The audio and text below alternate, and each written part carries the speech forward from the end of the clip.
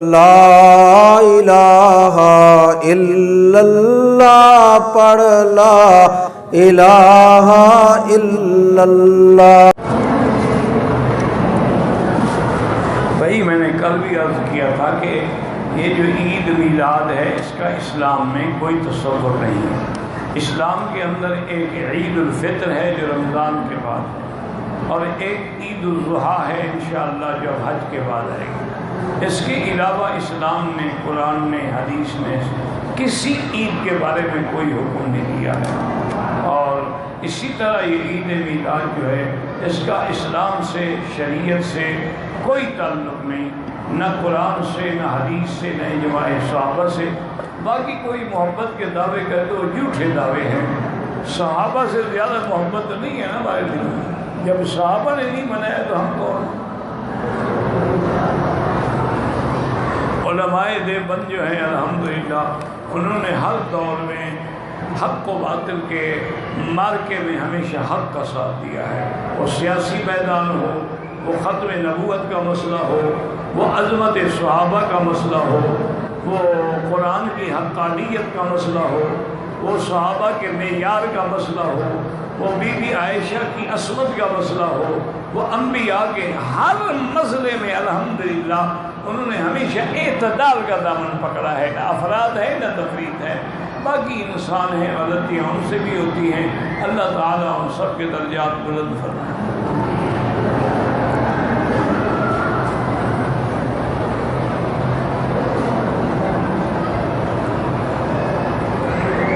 میں نے شوال میں عمرہ کیا ہے۔ مکے کے رہنے والے جو ہیں ان کو اشہر حج جو ہیں یعنی شوال، ذی القعدہ، اس میں عمرہ نہیں کرنا چاہیے۔ اگر کریں گے تو امام حنیفہ فرماتے ہیں میں دم پڑے گی کہ انہوں نے کیوں زیادتی کی، کیونکہ باقی ہے تمتع والا عمرہ۔ وہ تمتع اور قران تو ہوتا ہی ان کے لیے ہے جو باہر سے آتے ہیں۔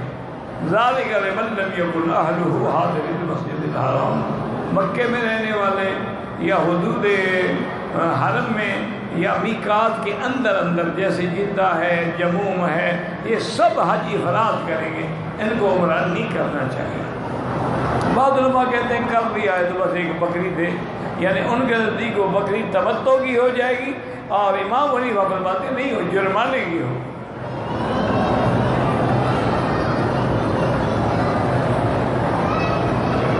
مکے میں رہنے والے اگر مدینہ منورہ جائیں تو واپسی پہ احرام لازمی ہے، کیونکہ مدینہ منورہ میقات ہے۔ یہ وہ میقات ہیں جو اللہ کے نبی نے اللہ کے حکم سے مقرر کیے ہیں، اور حضور پاک رحمت دو جہاں صلی اللہ علیہ وسلم کبھی بغیر احرام کے تشریف نہیں لے آئے، ہمیشہ احرام باندھ کے آئے ہیں۔ الا فتح مکہ، مکہ فتح ہونے کے موقع پر حضور نے کپڑے پہنے ہوئے تھے، احرام نہیں باندھا، تو وضاحت فرما دی کہ ان اللہ رخص لی، اللہ نے مجھے اجازت دی ہے۔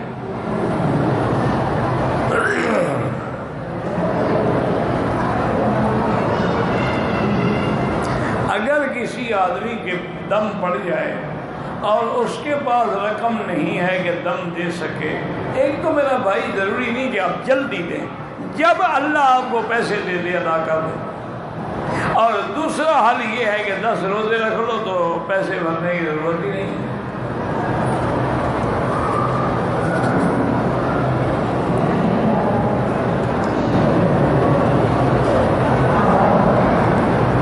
مسجد جیرانہ سے عمرہ کریں تو ٹھیک ہے، مسجد عائشہ سے کریں تو ٹھیک ہے، دونوں عمرے ہیں، لیکن امام حنیفہ رحمۃ اللہ علیہ کے نزدیک مسجد عائشہ افضل ہے، اور امام شافعی کے نزدیک جیرانہ افضل ہے۔ اللہ سب پہ رحمت کے، میں نے عرض کیا تھا کہ سارے امام جو ہیں وہ برحق ہیں، اللہ ان کی قبروں پہ کروڑوں رحمتیں فرمائے۔ اب امام شافعی فرماتے ہیں کہ جیرانہ سے افضل ہے، وجہ کیا؟ وہ کہتے ہیں جیرانہ سے تو خود حضور پاک نے عمرہ کیا ہے نا، تو لہذا جب حضور نے عمرہ کیا ہے تو وہ جگہ افضل ہے۔ امام صاحب فرماتے ہیں حضرت وہ فعل رسول ہے اور یہ قول رسول ہے، فعل سے قول جو ہے وہ زیادہ اہم ہوتا ہے، وہاں تو حضور اتفاق سے تھے اور اگر نہ ہوتے تو نہ کرتے. تو فعل سے ایک حدیث فعلی ہے، ایک قولی ہے، تو قول والی افضل ہے. اب حضور نے ہمیں حکم دیا کہ بیٹھ کے استنجا کرو، لیکن کھڑے ہو کر بھی آپ نے کیا تو فعل تو ثابت ہے لیکن سنت نہیں. سنت وہ ہے جو حکم دیا.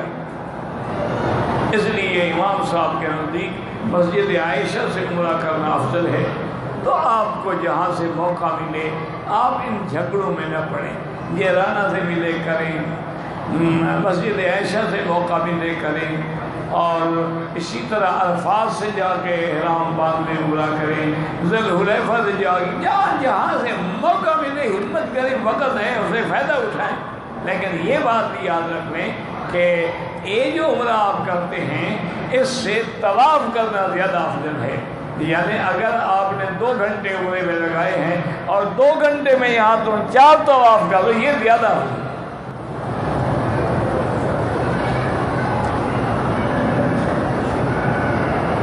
میں بھی راضی ہوں، لڑکی بھی راضی ہے، گھر والے راضی ہے، میرے گھر والے راضی نہیں ہیں. بہرحال اس کے اب یہ تمہاری اپنی مرضی ہے، تم جانو، تمہارے گھر والے جانو، یہ کیا مسئلہ ہے. بہرحال اگر تم باحیا اولاد ہو تو ایک عورت کے لیے ماں باپ کو نہ ٹھکراؤ. باقی شادی تم کر سکتے ہو، ماں باپ کا کیا ہے؟ ماں باپ تو تمہیں اور بھی مل جائیں گے نا کرائے پر. لیکن یہ لڑکی تو پھر موقع چلا گیا تو نہیں ملے گی. اللہ کے بندے والدین کے حکم کی تعمیل کرو، اگر وہ فرماتے ہیں نہ کرو تو نہ کرو.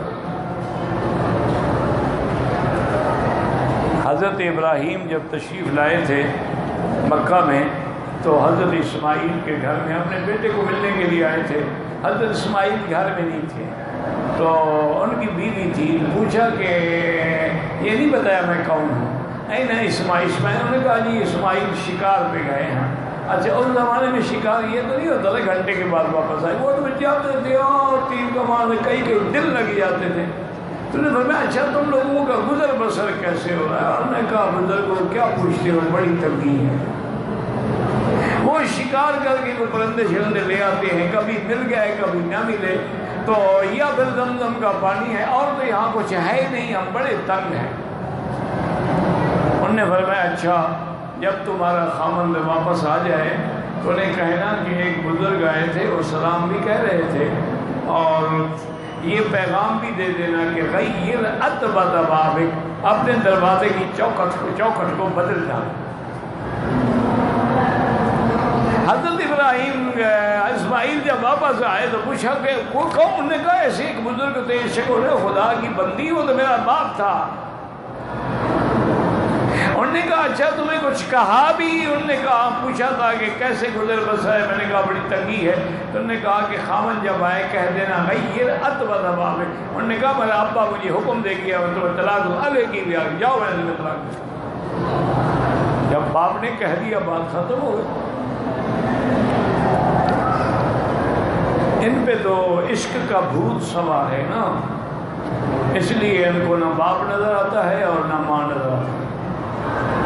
ویسے اس کا بہترین علاج یہ ہوتا ہے کہ ماں باپ 2 اچھے نوجوان مشٹنڈے بلا کے اس کو باندھ کے صبح شام 3-4 دن تر مارے نا، 3-4 دن میں انشاءاللہ عشق نکل جائے گا.